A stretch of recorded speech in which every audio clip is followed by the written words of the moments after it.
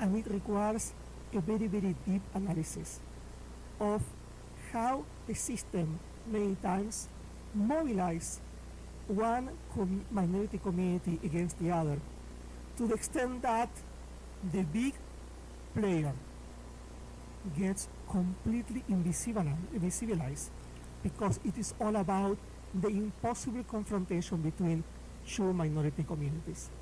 This happened with the confrontation between Muslims and Jews, especially in France. It has happened with the confrontation, for example, between Jews and Afro-Americans in the US. I want to talk not only about how these communities are discriminated, but also how these big players get completely effaced when we talk about discrimination, because we can only think of the big player as the mediator between two communities that hate each other for immemorial times, when this has been artificially constructed.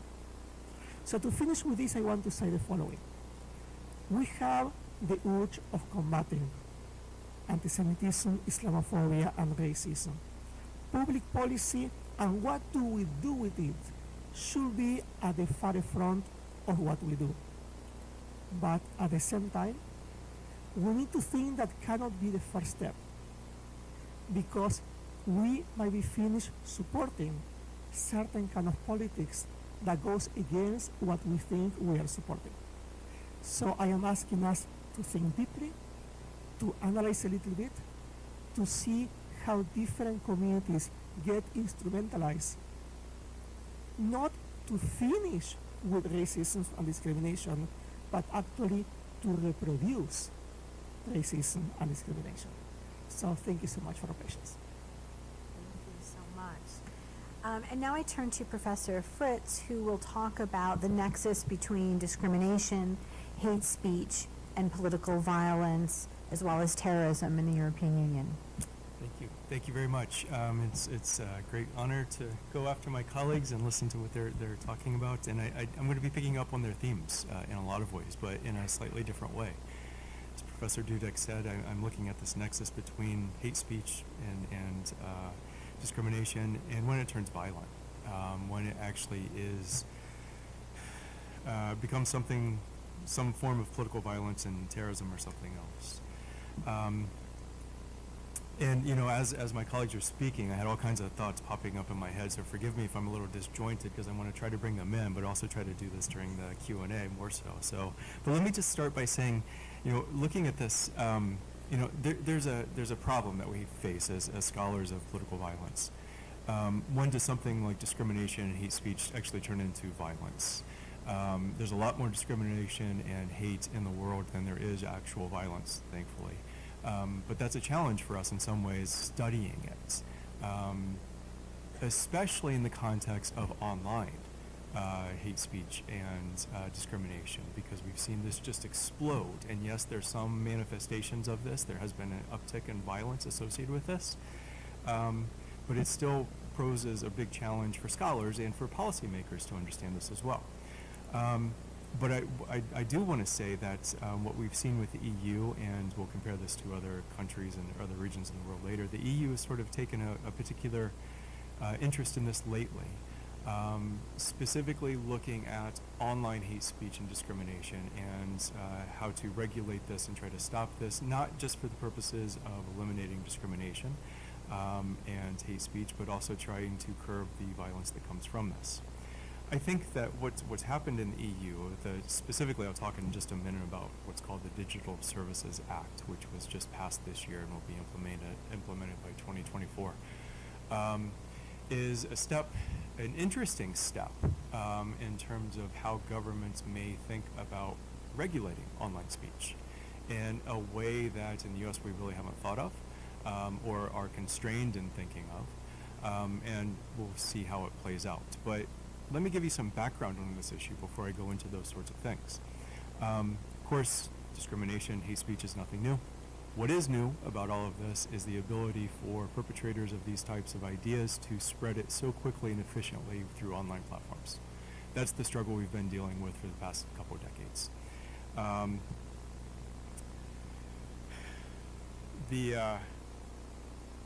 what we've seen in particular in certain areas, and this is by necessity, since I have limited time, pretty limited to what I can say, but what we've seen in particular within the EU context as well as other countries is an increase in anti-Semitism, Islamophobia, anti-immigrant movements, misogynistic movements like incel communities that are perpetrating violence, espousing violent rhetoric towards women and other things. For lack of a better term, let me lump these all together into sort of basically right-wing movements. They're not all exclusively right-wing movements, but they are, there is a common thread. You could also say that there's a sort of a common thread of extremist Christian nationalism within them as well. So there's a whole bunch of things going on with these types of dynamics that we're seeing in Europe as well as in the US and other places. Some of them have led to some high-profile attacks, right? We think there's a link between some sort of the spread of hate and discrimination and listing of manifestos and recruitment programs by certain groups. The terrible attack in Norway in 2011 that killed 77 people, which was very clearly a right-wing, Islamophobic, anti-immigrant attack, certainly displays this pattern. Where there was a type of online radicalization leading to a really violent, terrible, awful attack. Other attacks, anti-Semitic attacks in France and Germany followed similar patterns. There's a report that came out in 2020 by the Center for Strategic and International Studies that compares sort of violence in Europe, non-state violence in Europe, terrorist attacks. What we've seen is the groups that are motivated by anti-Semitism, Islamophobia, anti-immigrant sentiments, sometimes lumped together as neo-Nazi movements or other types of things, or extremist nationalist movements. The proportion of all those terrorist attacks since 2015 has significantly increased. It's gone up a lot, in short. There's still a lot of attacks that are perpetrated, at least in the time period in the study, by violent jihadist groups. And others, but the right-wing attacks have gone up a lot. That mirrors, by the way, what's going on in the U.S. In terms of the attacks. The number of deaths from those attacks is also going up in terms of right-wing movements. They're killing more people. A lot of the expressions of hate speech and discrimination, sometimes they are not terrorism per se, but hate crimes. We can talk about that in the EU or the American context. Those are up too, but by the way, hate crimes only get reported about 10% of the time when they occur both in the United States and in Europe. All of this is sort of to say what we're seeing is a significant problem in Europe where sort of the violent rhetoric we think is playing into an actual expression of violence. Now, this is a tricky part in a lot of ways, or there's many tricky things to this. Terrorism goes up and down in waves. There have been previous waves of right-wing terrorism in Europe. There have been previous waves of different patterns of discrimination and hate speech in Europe, as in other places too, beyond Europe. But what we're seeing is sort of with the continued movements online and the dissemination of this movement, information online, is probably suggesting a pattern, right? And the EU has noticed this, the US has noticed this, the UN has noticed this. All of these governing bodies have reports out on all of this. The EU has taken some actions that are kind of interesting and maybe interesting to think about from the American context. Very quickly, I'll talk about two before I get to the Digital Services Act, or one before the Digital Services Act.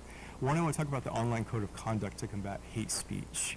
This was a sort of something that's probably a little more familiar to the American audience in terms of the EU partnering with tech companies to try to get them to produce codes of conduct online that they will enforce on their own.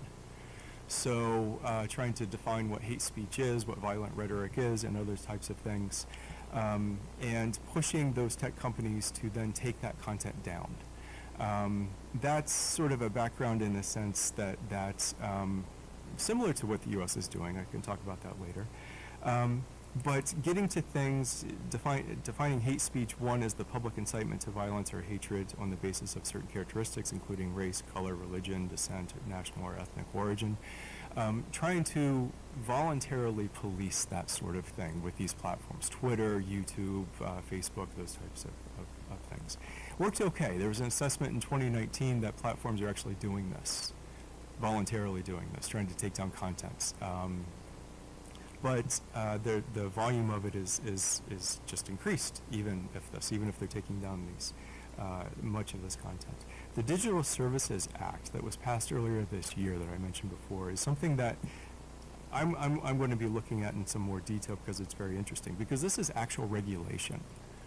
This is actual regulation of online content that the online providers, YouTube, Facebook, Twitter, and others, have to actually take down content within a certain period of time or be liable for this. Not criminally liable, but financially liable.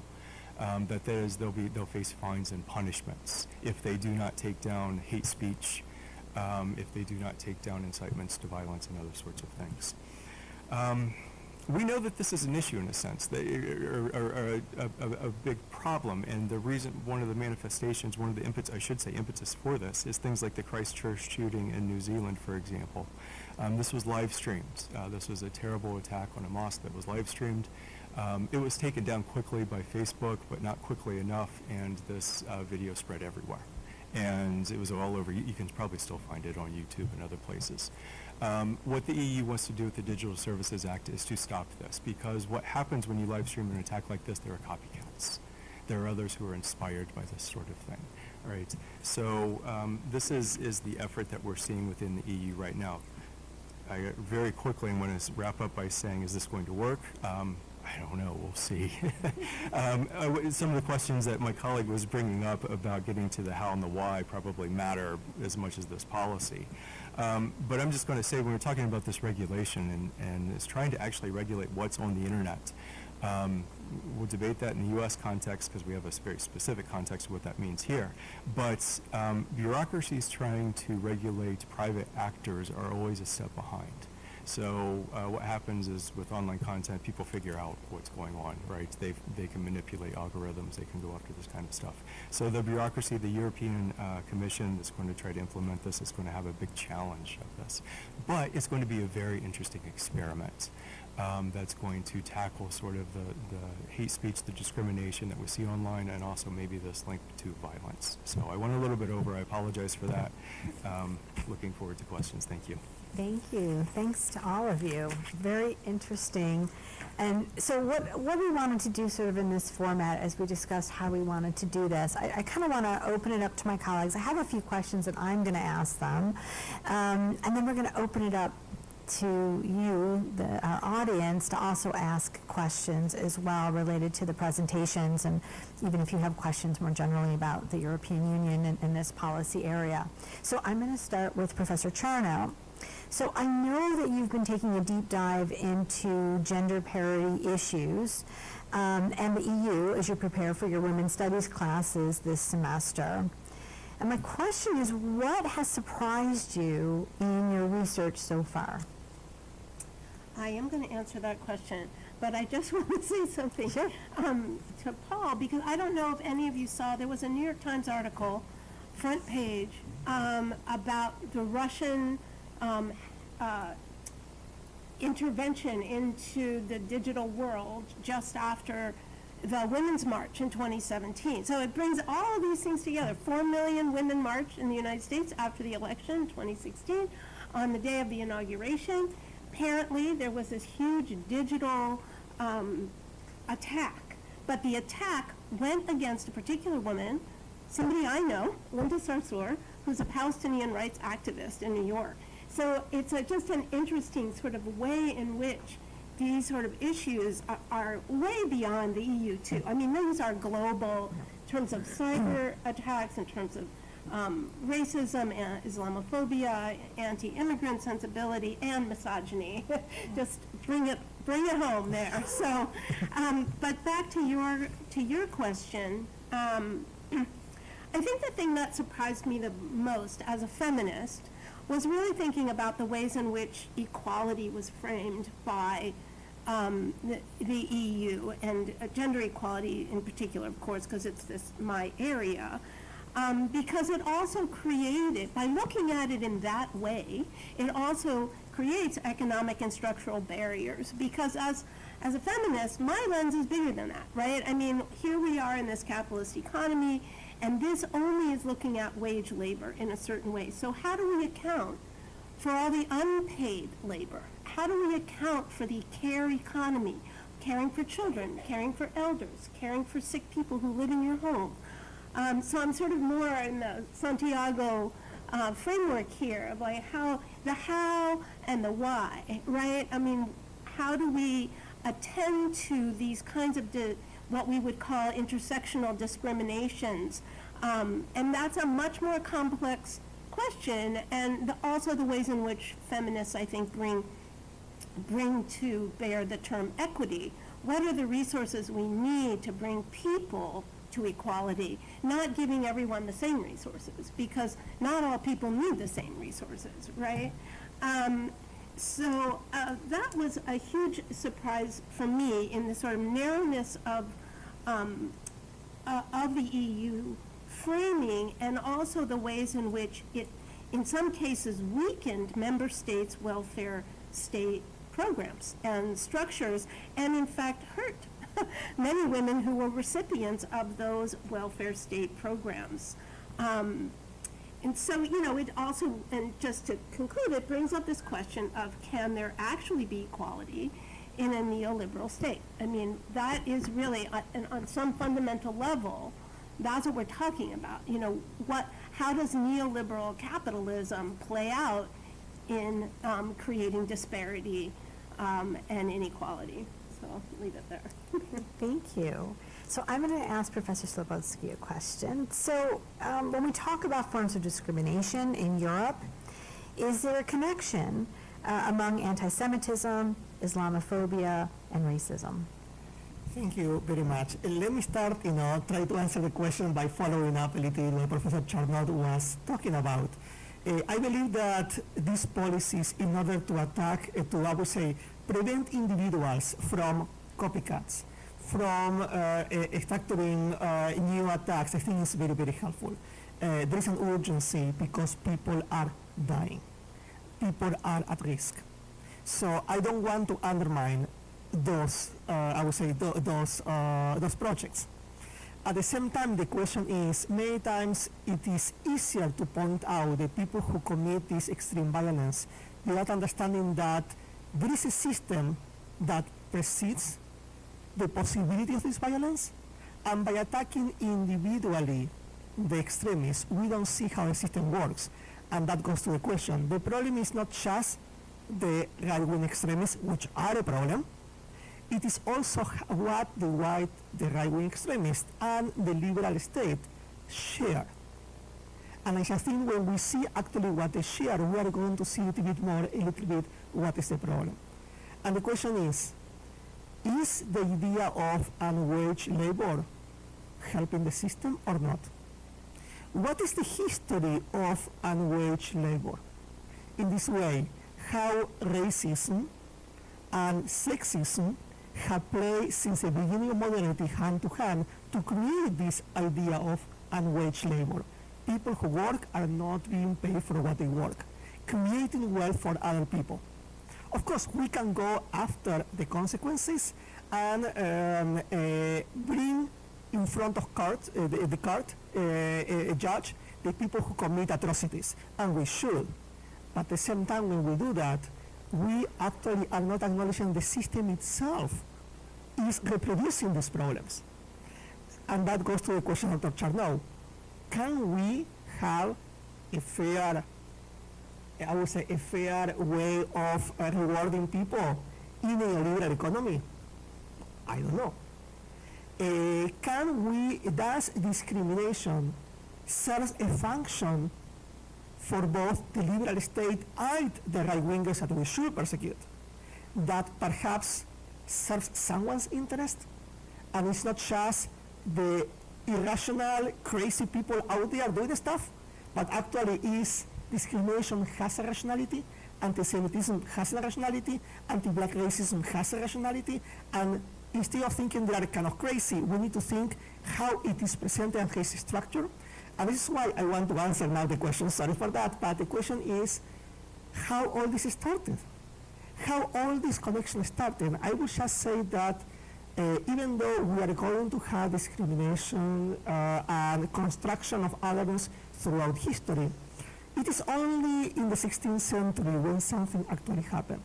There is one power that is going to increasingly become global through both the construction of the nation state in Europe by Catholics expelling Jews and Muslims, and by the conquest of the Americas, taking over the resources from natives and kidnapping people in Africa and making them into slaves to create the completely non-paid and wage labor.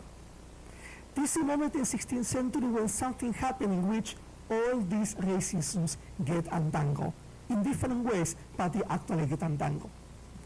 And I just think that we need to look a little bit at how history has contracted these relations, not as an accident, not far out of irrationality, not for those crazy people who need to limit themselves from Facebook, and we should limit themselves from Facebook, yes, but at the same time how the most progressive and liberal of the projects already has with it the conception that the nation and state should overlap, so one nation, one state, and everything should be out, should be included, or you expel it, or you erase it.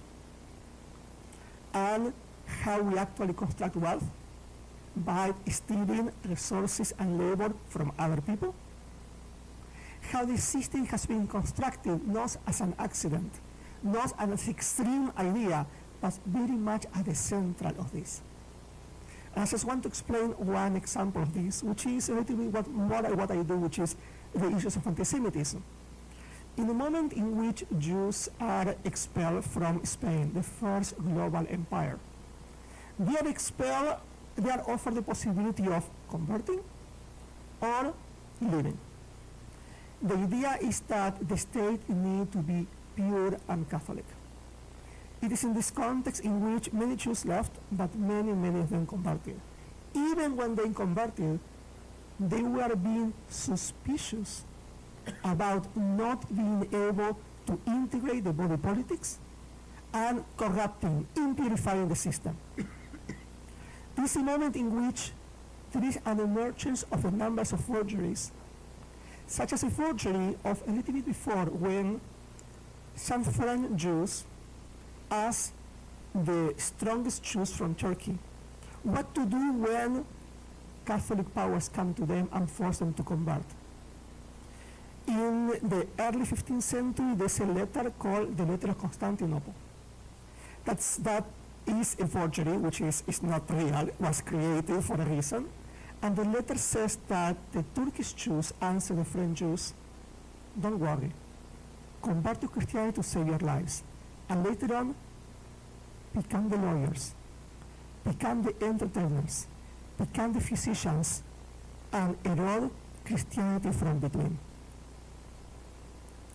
This is the first time that Jews who have been accused of poisoning wells during medieval times, who have been accused of conspiracies before, it is the first time that Jews are related with a transnational conspiracy of being inside populations, trying to destroy them from between.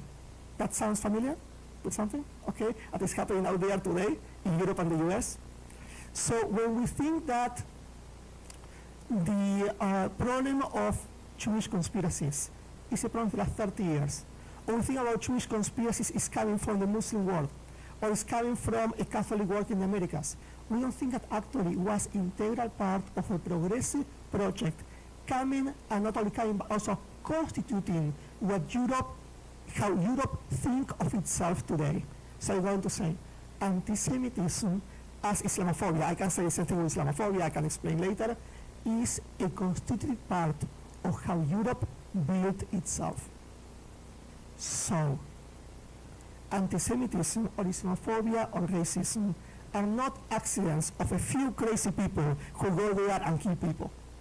Antisemitism, Islamophobia, and racism are in the ground of how Europe have thought, thinks, and perhaps will think itself.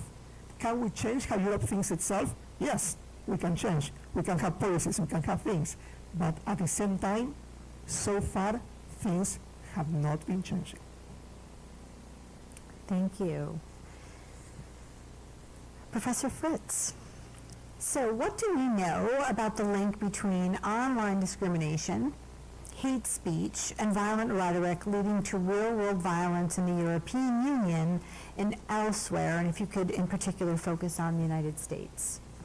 Yes, absolutely. And to follow along a little bit with what my colleague said, it's just to make the point very clear that the online expression of this doesn't mean that it's new in any way, right? Or that there are systems that have engendered this that has it baked in. I think there's some interesting dialogue and discussion we need to have about what to do in that context, and I might have a slightly different point of view, but I want to come back to that later, because this is more sort of looking at the manifestation of it, this question is, right, and what to do this. And the answer to this question is we don't know enough, really, to be quite honest. Online discrimination, hate speech, and violent rhetoric leading to real-world attacks. Yeah, there are anecdotal evidence. There's a lot of anecdotal evidence for this. We also do know with more certainty that violent groups or hate groups use online to attract recruits, and they've been very effective at this. And we also know that the algorithms that are used by YouTube, Facebook, Twitter, and others point people to more and more extreme viewpoints for various reasons. They want to keep people's eyes glued to screens, so they want to provoke outrage, and so they draw people in this way. The problem is that there are many millions of people that see this kind of stuff every single day, and very few of them actually turn to violence. So we have a small number. Terrorism and other forms of political violence is always a small numbers phenomenon, right? There's a lot of people experiencing these kinds of things, these awful ideas, hate speech, discrimination, and they may in fact become, more racist in their views and more discriminatory in their actions and thoughts, but they don't necessarily become violent. So we have to. That's the question, I guess, that we have to get to, is how to do this. Now, if we're thinking about the context of the EU, I mentioned earlier in my talk that there's a lot of one attack spurs another. There's sort of copycat attacks, and this is not a new phenomenon, by the way. This is not just an internet phenomenon. This is something that's happened before with terrorism and other political violence over and over again, but it's just magnified in this sense. Within the EU, sort of after the Charlie Hebdo attacks, for example, there was a spate of further anti-Semitic attacks across France and other places. Anders Breivik, the person who attacked in Norway, inspired all kinds of other attacks. He was the model for the Christchurch attack in New Zealand in a lot of ways, who took it another step farther by actually live streaming the attacks. So we think there's some links. In the U.S., we know that there's links, right? If we think about awful attacks that we've seen that have been racial in nature, the attack in Charleston, South Carolina at the Mother Emanuel Church, historically black church. The perpetrator of this attack was radicalized by viewing content that was suggesting that black on white crime in the U.S. was the major driver of crime, and this is sort of the hook, and then he got into neo-Nazi sites and other sorts of things. So anecdotally, we know a lot. Systematically, we don't know as much because of the nature of this kind of problem, and we need to learn a lot more both in the context of the EU and the U.S. Thank you. Just for the sake of time, because we have about 15 minutes left, I want to make sure that you, the audience, have an opportunity to ask us any questions that you may have. This is a start of a dialogue, and there's a lot to unpackage here and to dig into, because these are very complex and challenging issues. So if anyone has a question for the panel, if you can please come up and use the microphone that's here in the aisle, that would be appreciated. I know it's always the first question's the toughest to ask.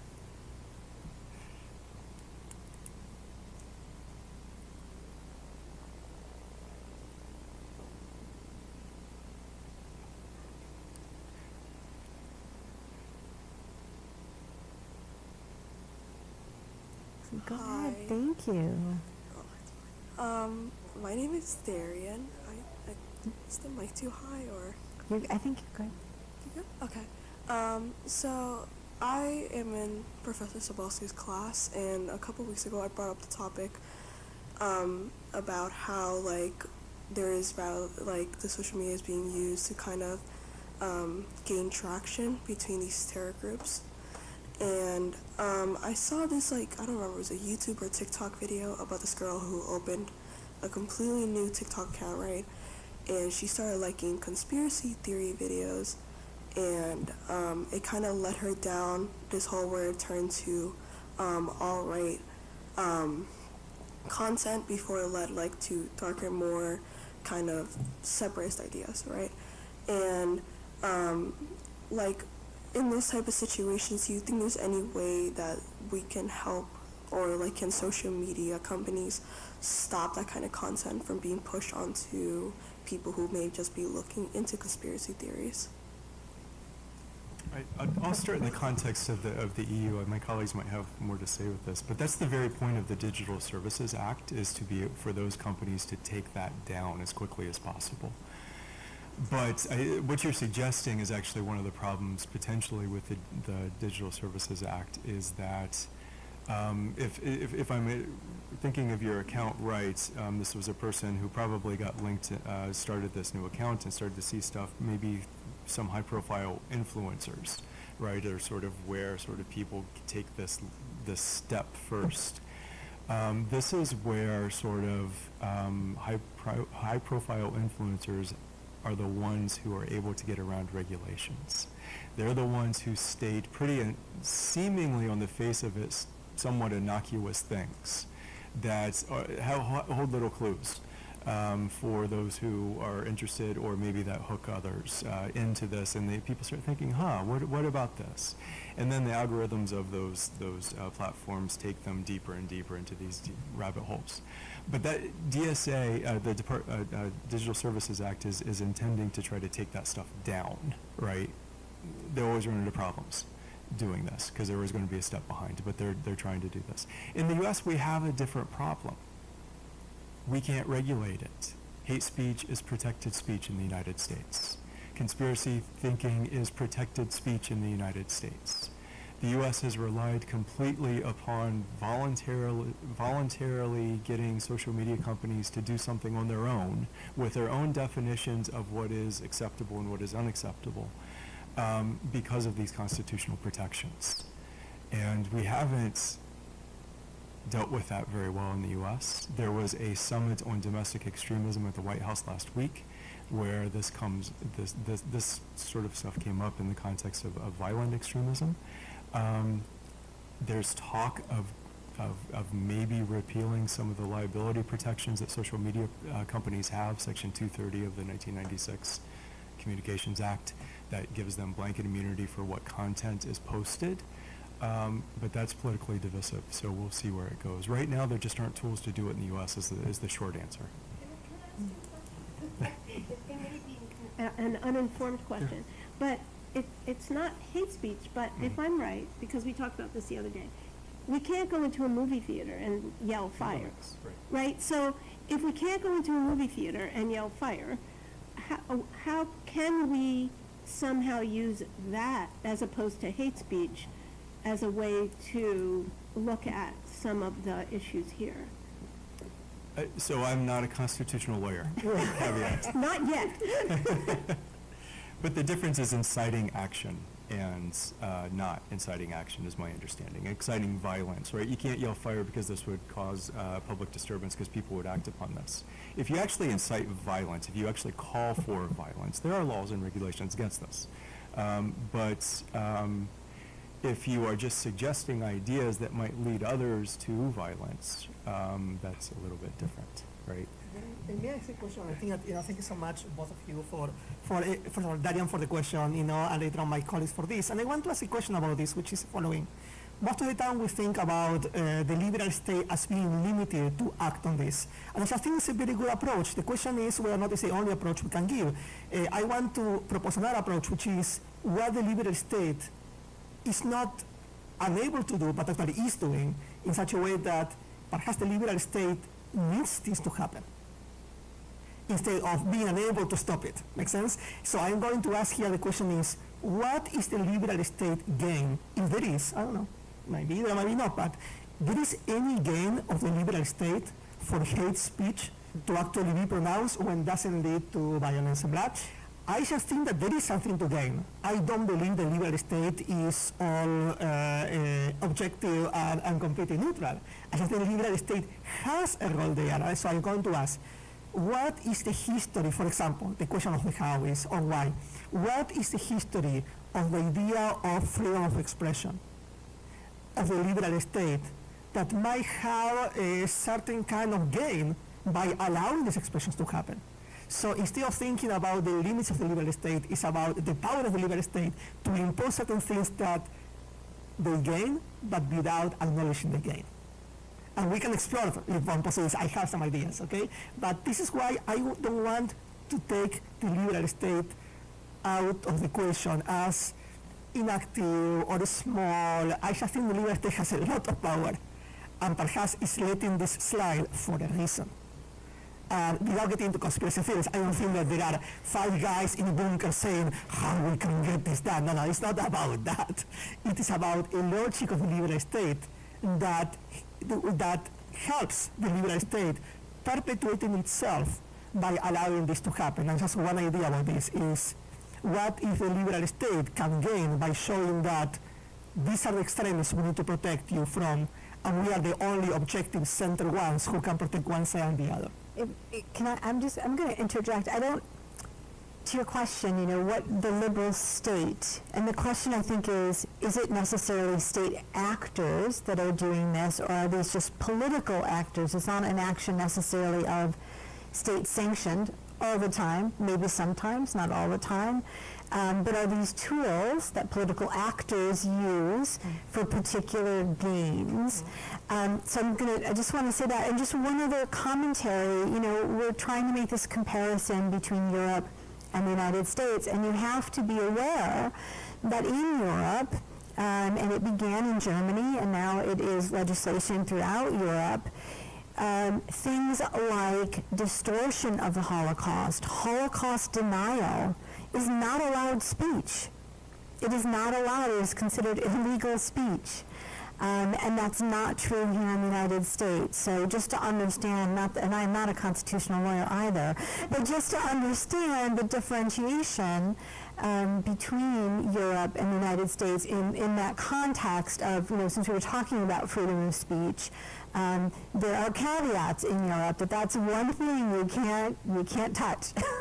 I think that this is...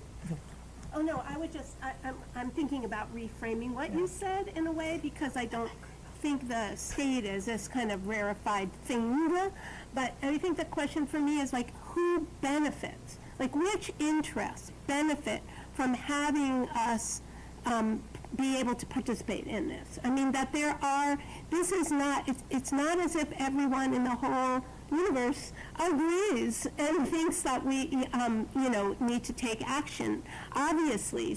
But there are real interests, and they're not just, as you said, Santiago, I think is actually right. It's not just the interests of the crazy fringe people. There are interests being served, and I think it's up to us to really understand whose interests are being served, because that will help us, in fact, going forward. Two quick comments. First of all, when I was referring, I think you're completely right, as the state interest, for me the state represents the interest of society, and in the US a lot has to do with lobby and economical power, and as such the state is representing the economic power as well. So I was thinking about the state as separate, a state as involved in the process in particular ways, no? But I think it's very, very important. I think that, when you mention the limit about distortion of the Holocaust, I think it's an extremely important comparison to be made for the positives and limits. Because on the one hand, we can have limitations here in the US for a particular history, but at the same time you can have it in Europe for a particular history. But now my question is, who gets to decide what a distortion of the Holocaust is or not? Who gets to decide that? Okay, because I just believe that the idea of Holocaust distortion fulfills a role of the state and society of post-Holocaust Europe that require that limit in order to present themselves as being something else of what they were before. And as such, they are going to employ it, instrumentalize it, and not instrumentalize it as a bad problem. Everyone instrumentalizes politics, like everyone does it. But this fight against anti-Semitism is going to get instrumentalized this way, and sometimes has nothing to do with Jews. Has nothing to do with Jews. Many times has to do with much more with German identity, with French identity, has nothing to do with Jews, and Jews are just a pawn in the process, okay? Some Jews will agree with this, and some Jews will not agree with this, but it's not had to do with Jews. So I will just ask the question, what intercept that limit as well? Paul, I think there's an interesting range here, right? Because I would agree that the basic idea is all systems empower certain actors and they get certain things. No matter how benevolent those systems are created, there are winners and losers in those systems, right? And so I don't dispute that. My question, I guess, is well, no, let me say, I don't think we shouldn't examine that. I think we should. But I think the pressing political problems in the U.S. and in the European Union are more about the types of actors that are trying to actively exploit those along the lines with what Professor Dudek was saying. So there's those deep questions that you have to ask, but in terms of policy ones, you have to look at Russia and what it's doing as a state actor to try to create division in the United States within the women's movement, the Women's March, right, and very purposefully doing this.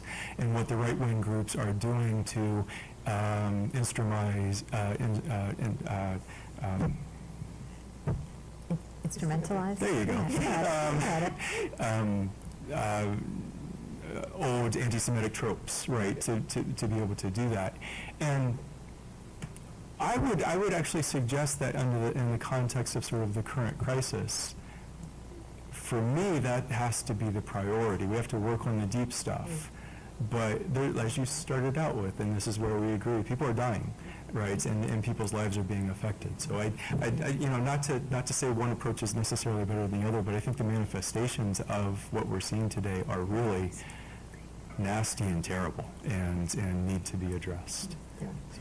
Professor Charnow? Yeah, I just wanted to add, right, just because you came back to the Women's March, I think we also have to ask whose interests are being served by making abortion and women's health care illegal and body autonomy illegal in the United States, because it comes along in the same vein that these are not, there are real interests being served, and I think sort of tying it back together again, that these aren't separate things. These are not all. These are issues and experiences, because also people will die. These are real people. So I think we are out of time. And I will say, to just sort of bring you back to the European Union, if you think about the pieces of legislation and the treaties that I read to you, all of these ideas about discrimination, they're all linked together. And so our hope is that we continue this discussion looking at what's going on in the European Union, what's happening here in the United States, and I thank you all for attending. Have a good afternoon. Thank you. So you know the EU, I wanted to tell you this. There's so much more to talk about. Sorry, guys. The Parliament, this was from a press release. Oh, that's fine. Yeah, that's okay, thanks, sure. You know what? I do not believe in politics. Me too sometimes. Right, so this Yeah. education is- No, but I believe more in community movements. Anti-Semitism. Yes. Criticize No. No, you're not. You're not. No. Yes. And by the way, I would just to answer that like fully, not to say no, but what I don't want to. What I would suggest that we do is reference